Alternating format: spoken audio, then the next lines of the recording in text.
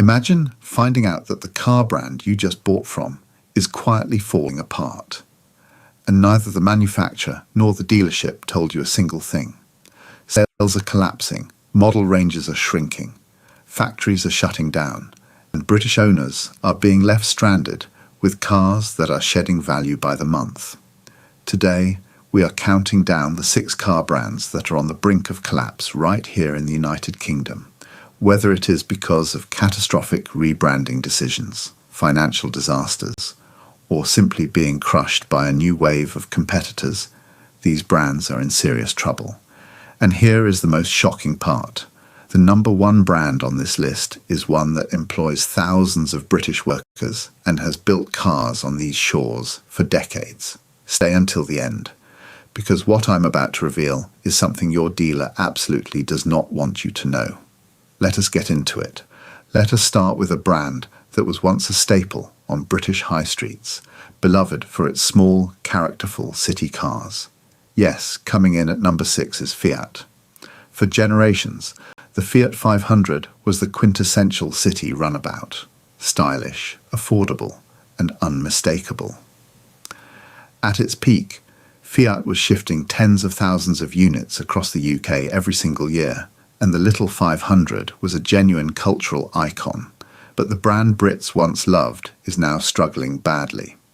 In the first half of 2025, UK registrations fell by 38.5%, the steepest decline of any mainstream volume brand in the country that year.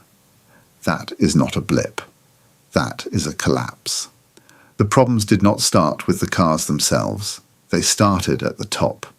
Fiat is owned by Stellantis, the enormous conglomerate that also owns Vauxhall, Peugeot, and Citroën. In late 2024, Stellantis chief executive Carlos Tavares resigned abruptly following serious boardroom disagreements. The fallout was brutal. The company posted a net loss of $26.3 billion for 2025, one of the worst results in the history of the global automotive industry. And it was Fiat's smaller brands that suffered most. The electric Fiat 500, meant to be the brand's future, ran straight into a wall when European EV subsidies dried up. Sales in France and Germany collapsed by 46%. The Fiat brand entered 2026 without a credible volume model below £15,000, without a Panda successor already firmly established. Fiat has no answer to the wave of affordable Chinese electric vehicles flooding the UK market right now. If you own a Fiat, or you're thinking about buying one, understand this. You are buying into a brand whose parent company is in genuine financial crisis, with a model range that has no clear future in Britain. But if you think Fiat's situation is bad, wait until you hear about the next brand, because this one managed to destroy decades of prestige in a matter of months. At number 5, we have Jaguar. There was a time when Jaguar was the definitive British luxury car. The XF, the F-Type, the XJ. These were not just cars, they were statements. Jaguar was the car you saw outside the Savile Row, Taylor. The boardroom, the country house. The leaping cat badge meant something. Not anymore. In November 2024, Jaguar launched what became one of the most catastrophic rebrands in automotive history. The iconic leaping cat logo was replaced. A controversial advertisement ran that featured no cars at all. The backlash was immediate and ferocious. Jaguar's managing director for the UK admitted privately that only around 15% of existing customers were expected to return. The new CEO stepped down months later, and the sales numbers told the whole story. In April 2025, just 49 Jaguars were sold across the entire European continent. 49. In the same month, a year earlier, the brand had sold nearly 2,000. That is a 97.5% collapse. Jaguar had already pulled all retail stock from UK dealerships by late 2024. Showrooms sat empty. Staff had nothing to sell. The F-Pace SUV, which had been the brand's last remaining model in production, was the only thing left, and even that inventory has been exhausted.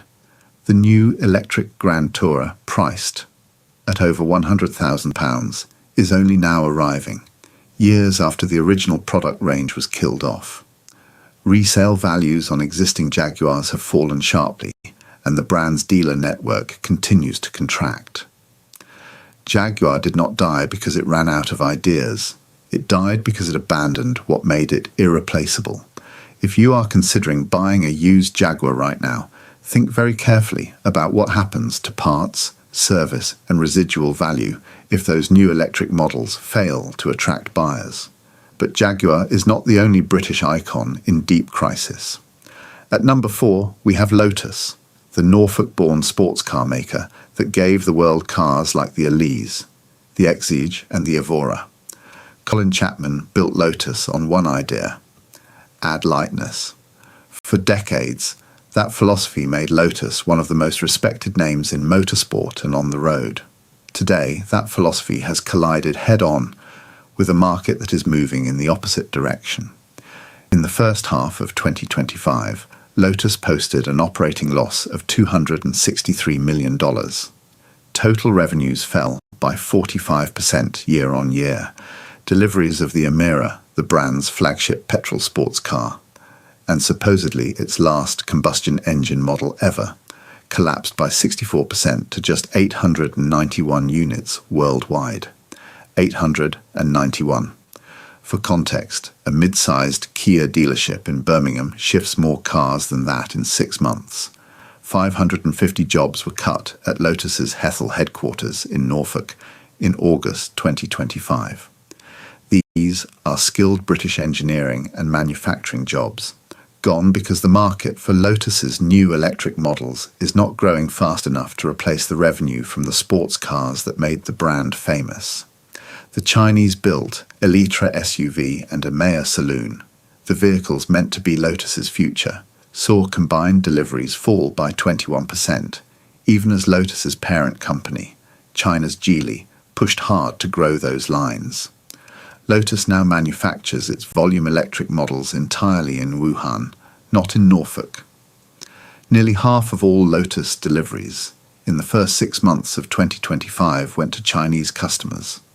The brand that was once synonymous with British drivers' cars is becoming a Chinese luxury marque that happens to still have a factory in Norfolk.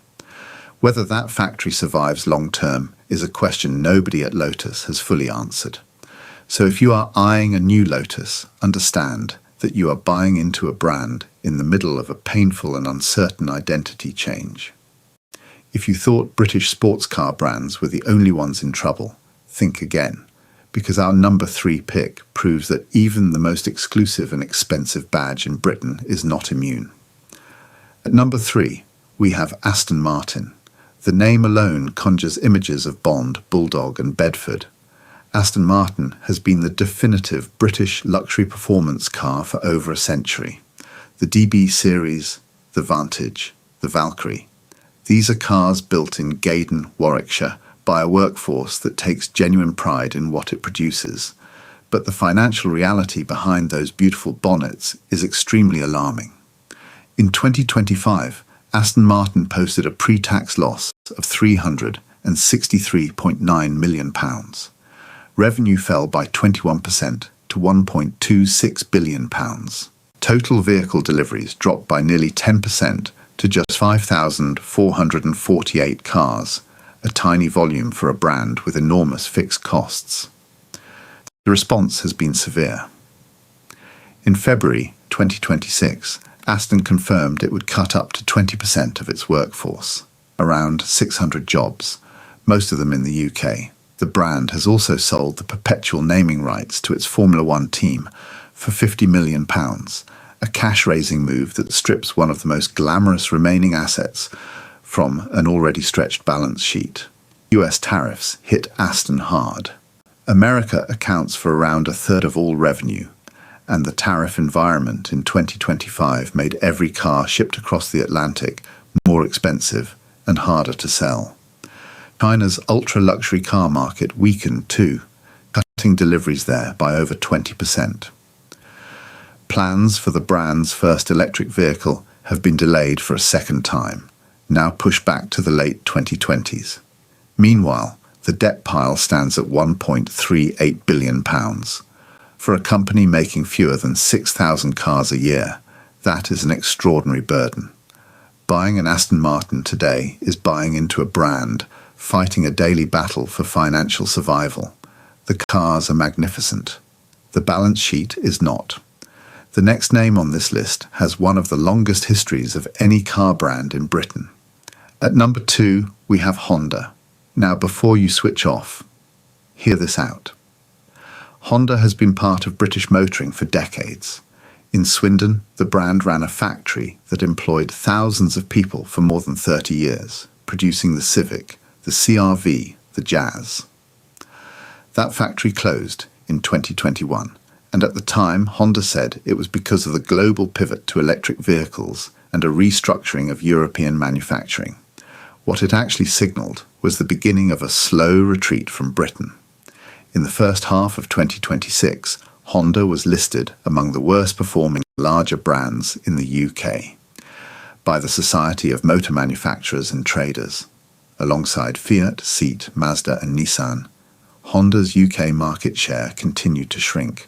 Globally, Honda cut its net profit forecast for the fiscal year ending March 2026 by 64%, citing weaker sales across Asia and a semiconductor shortage linked to a dispute over Dutch chip supplier Nexperia. Group car sales forecasts were slashed from 3.62 million units to 3.34 million. Honda's EV strategy in Britain remains unclear. It has no credible electric model competing in the segments that British buyers actually want. The Jazz, Civic and CR-V are respected cars. But in a market being reshaped by Chinese brands offering better technology at lower prices, Honda has no obvious response. When a brand closes its British factory, walks back its sales projections by 64% in profit terms, and watches its UK market share erode quarter after quarter, that is a brand that is losing its grip. Owners of Honda models are likely fine for now. The cars are reliable and parts are plentiful. But as a long-term brand investment, Honda in Britain is a brand in managed decline, not growth. Which brings us to the number 1 spot, and this is the one that will genuinely surprise most people. The brand at the top of this list continues to sell meaningful numbers of cars in Britain. It has a factory here that employs thousands of people. Its name still carries weight, and yet, internally, this brand is in serious danger of collapse. The number 1 brand on this list is Nissan. For decades, Nissan was one of Britain's automotive success stories. The Sunderland plant, which opened in 1986, became the highest volume car factory in the country. The Qashqai was invented for British roads. The Leaf was the first mass-market electric car sold in the UK. Nissan built trust here over 40 years. But the company behind all of that is fighting for survival right now. Globally, Nissan reported operating profits down 90% in a single year. Total worldwide sales fell from 5.8 million units in 2017 to 3.3 million by 2024. The company laid off nearly 20,000 employees globally and shut down manufacturing plants across multiple countries. The chief financial officer resigned mid-crisis. A proposed merger with Honda collapsed in early 2025 when Honda demanded total control. Internal sources told the Financial Times that Nissan risked amassing a debt of £4.4 billion by 2026, a figure that raises serious questions about the company's ability to continue trading in its current form. The consequences are already being felt in Britain. Nissan's Sunderland plant, which employs approximately 6,000 workers and around 7,000 more in the surrounding supply chain, has already seen 250 job cuts and delayed payments to suppliers. Plans to build a factory in Sunderland producing electric drive units were cancelled in 2026, just a year after they were announced. Nissan's European market share has fallen from 3.9% a decade ago to just 2.2% today.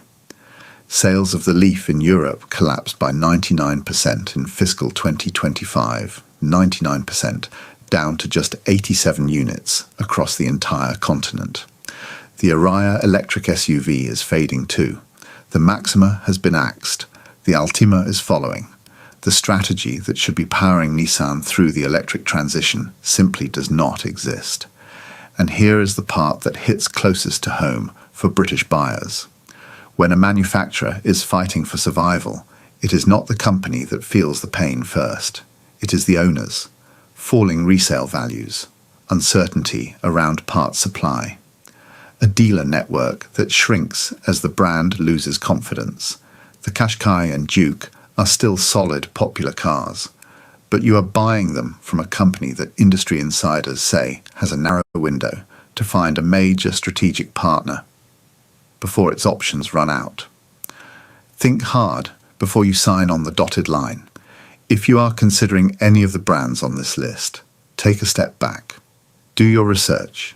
Check the brand's financial headlines, not just the car's spec sheet, because at the end of the day, a car is only a good buy if the brand standing behind it is going to be there when you need it. I would love to know your thoughts. Which brand on this list surprised you the most? Have you got a story of your own? Drop it in the comments below, and if you found this useful, please give the video a like and subscribe so you do not miss what is coming next.